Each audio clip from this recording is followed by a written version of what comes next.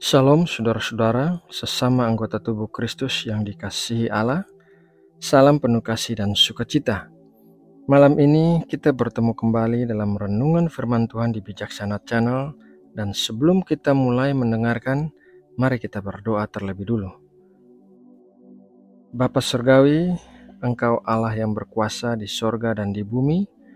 Kepadamulah berlutut segala makhluk untuk mengakui Engkau sebagai penciptanya. Kami bersyukur telah Engkau panggil dan Engkau pilih untuk bisa menerima anugerah keselamatan melalui Tuhan Yesus Kristus. Ya Bapa, saat ini kami datang kepadamu untuk mendengarkan pengajaran firman-Mu. Berkatilah kami dengan makanan rohani bagi roh dan jiwa kami. Selidikilah hati kami dan singkapkanlah apa yang terselubung. Bersihkanlah kami sehingga kami bisa menjadi perkakas yang mulia di dalam rumah-Mu yang kudus. Sekarang kami sudah siap untuk menerima benih firman-Mu. Dalam nama Tuhan Yesus Kristus, kami berdoa dan mengucap syukur. Amin. Saudara yang terkasih di dalam Kristus, berdoa adalah bagian dari kehidupan orang-orang yang beragama. Semua agama mengajarkan untuk berdoa sebagai sarana berkomunikasi dengan Allah, meskipun metode berdoa yang digunakan berbeda-beda dalam setiap agama. Bagi orang-orang Kristen, berdoa bukan hanya sebagai rutinitas keagamaan, melainkan doa memiliki kuasa untuk mengubahkan orang-orang dan keadaan-keadaan. Ada kuasa dalam doa orang yang percaya kepada Kristus, seperti yang dikatakan firman Tuhan dalam Yakobus 5 ayat 16b. Doa orang yang benar bila dengan yakin didoakan sangat besar kuasanya.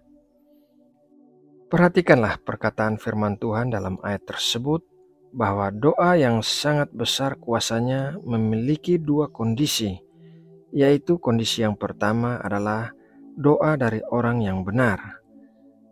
2 Korintus 5 ayat 21, Dia yang tidak mengenal dosa telah dibuatnya menjadi dosa karena kita, supaya dalam Dia kita dibenarkan oleh Allah. Kita adalah orang-orang yang telah dibenarkan oleh Allah melalui pengorbanan Tuhan Yesus Kristus. Bukan karena kita layak menerima pembenaran itu, melainkan karena kasih dan anugerah Allah yang besar bagi kita. Di mata Allah, kebenaran Kristus telah menutupi semua kesalahan kita. Kebenaran Kristus telah menjadi kebenaran kita, sehingga kita bisa menghadap tahta kasih karunia Allah dengan penuh keberanian dalam doa. Kondisi yang kedua adalah doa yang dengan yakin didoakan. Yakobus 1 ayat 6-7, Hendaklah ia memintanya dalam iman dan sama sekali jangan bimbang, sebab orang yang bimbang sama dengan gelombang laut yang diombang-ambingkan kian kemari oleh angin. Orang yang demikian janganlah mengira bahwa ia akan menerima sesuatu dari Tuhan. Doa yang berkuasa adalah doa yang diminta dalam iman. Tidak boleh ada kebimbangan atau ketidakpercayaan, karena hal itu akan menyebabkan kita tidak bisa menerima jawaban doa kita. Lebih baik tidak berdoa daripada berdoa tetapi dengan hati yang tidak mempercayai Allah. Hati yang tidak percaya adalah hal yang sangat fatal di mata Allah. Firman Tuhan dalam Ibrani 3 ayat 12 tertulis demikian. Waspadalah, hai saudara-saudara, supaya di antara kamu jangan terdapat seorang yang hatinya jahat dan yang tidak percaya oleh karena ia murtad dari Allah yang hidup. Dalam versi bahasa Inggris King James menggunakan kata hati yang tidak percaya adalah hati yang jahat. Allah telah meletakkan banyak potensi di dalam diri kita yang seharusnya dipergunakan untuk pekerjaan Allah dan untuk memuliakan nama Allah. Allah ingin melakukan banyak hal yang luar biasa melalui kita dan untuk menjangkau jiwa-jiwa melalui kita. Allah ingin kita hidup sebagai para pemenang dalam segala hal, sehingga hidup kita bisa memuliakan nama Allah. Akan tetapi, ketidakpercayaan kita akan menghalangi terjadinya tujuan Allah di dalam hidup kita. Ketidakpercayaan kita akan menyebabkan kita kehilangan banyak kesempatan dan hal-hal yang seharusnya bisa kita lakukan. Ini sama seperti seorang hamba dalam perumpamaan Tuhan Yesus yang dipercayakan oleh tuannya sebanyak 1 talenta, tetapi ia menguburkan talenta itu di dalam tanah, sehingga inilah yang dikatakan firman Tuhan tentang hamba yang demikian. Matius 25 ayat 26. Maka jawab tuannya itu, "Hai kamu hamba yang jahat dan malas, jadi kamu sudah tahu bahwa aku menuai di tempat di mana aku tidak menabur dan memungut dari tempat di mana aku tidak menanam?" Firman Tuhan mengatakan bahwa hamba yang menyembunyikan talentanya adalah hamba yang jahat dan malas. Hati yang tidak percaya tidak hanya menghalangi terjadinya tujuan Allah di dalam hidup kita, melainkan juga akan membuat kita dipotong dari sumber kehidupan kita, yaitu Allah sendiri. Mari kita baca apa yang dikatakan firman Tuhan tentang hal ini dalam Roma 11 ayat 17 sampai 20.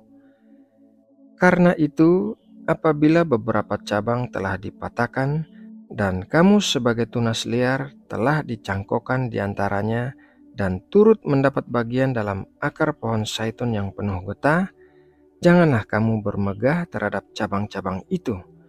Jikalau kamu bermegah, ingatlah bahwa bukan kamu yang menopang akar itu, melainkan akar itu yang menopang kamu. Mungkin kamu akan berkata, "Ada cabang-cabang yang dipatahkan supaya aku dicangkokkan di antaranya sebagai tunas." Baiklah, mereka dipatahkan karena ketidakpercayaan mereka, dan kamu tegak tercacak karena iman. Janganlah kamu sombong, tetapi takutlah. Saudara yang terkasih di dalam Kristus, hati yang tidak percaya adalah hati yang jahat, dan hal itu akan membuat kita kehilangan banyak hal yang seharusnya kita terima di dalam Tuhan. Oleh karena itu, marilah kita bersungguh-sungguh memiliki hati yang percaya kepada Allah, percaya kepada karakternya, percaya kepada kasih-Nya, dan percaya kepada kebaikannya. Mari kita berdoa untuk menutup renungan firman Tuhan malam ini. Allah Bapa yang kami sembah dalam roh dan kebenaran, ajarilah kami untuk senantiasa memiliki hati yang mempercayai-Mu, seperti seorang anak kecil yang mempercayai bapaknya dengan sepenuh hati. Jauhkanlah hati yang bimbang dari kami, biarlah kami menggenapi tujuan hidup kami yang telah Engkau rancangkan jauh sebelum kami dilahirkan. Bawalah kami untuk masuk dalam hal-hal yang luar biasa yang telah Engkau siapkan bagi masa depan kami. Berikanlah kami kekuatan untuk bisa melewati setiap tantangan kehidupan dengan hati yang percaya penuh kepadamu. Ya Bapa, saat kami tidur malam ini, berkatilah kami dengan tidur yang tenang, dilingkupi dengan damai sejahtera-Mu dalam hati dan pikiran kami. Berikanlah kami perlindungan-Mu yang sempurna di sepanjang malam, sehingga kami terluput dari segala sesuatu yang berasal dari si jahat. Berkati dan lindungilah juga keluarga kami dan semua orang yang kami kasihi. Kami serahkan hidup kami dan keluarga kami ke dalam tangan-Mu yang penuh kasih dan kuasa. Kami mendoakan bangsa Indonesia yang kami kasihi. Kami memohon campur tangan-Mu dalam setiap aktivitas politik dan pemerintahan. Berikanlah kedamaian dan keamanan di seluruh wilayah Indonesia di sepanjang tahun ini, dan kiranya tangan-Mu menopang dan melindungi bangsa kami. Kami berdoa bagi terpilihnya Presiden dan Wakil Presiden yang terbaik bagi Indonesia. Kami percaya Engkau yang telah menetapkan para pemimpin negara di dunia.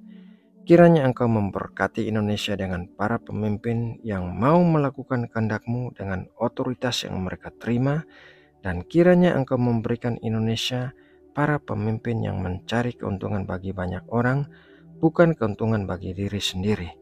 Terima kasih ya Bapa. Dalam nama Tuhan Yesus Kristus, kami berdoa dan mengucap syukur. Amin.